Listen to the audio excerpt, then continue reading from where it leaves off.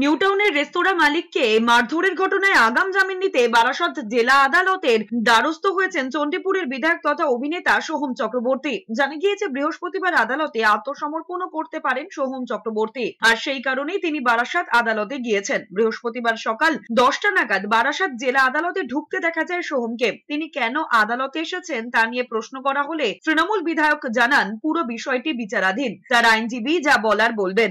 অন্যদিকে ইতিমধ্যে সোহমের বিরুদ্ধে তাকে মারধরের অভিযোগ এনে বুধবারই কলকাতা হাইকোর্টের দ্বারস্থ হয়েছেন ওই রেস্তোরাঁ মালিক আনিসুল আলম। পাশাপাশি তার অভিযোগ সোহমের বিরুদ্ধে কোনো পদক্ষেপ করছে না পুলিশ। আনিসুলের আইনজীবীর দাবি তার মক্কেল এবং পরিবারকে হুমকি দিচ্ছেন চণ্ডীপুরের বিধায়ক তথা অভিনেতা সোহম চক্রবর্তী। পুলিশে অভিযোগ জানিয়েও কাজ হয়নি। মামলা দায়ের করার অনুমতি দিয়েছেন বিচারপতি অমৃতা সিনহা। শুক্রবার সেই মামলার শুনানির সম্ভাবনা। ঠিক তার আগের দিন অর্থাৎ আগাম জামিন নিতে তৃণমূল বিধায়ক বারাসত আদালতের দ্বারস্থ হয়েছেন।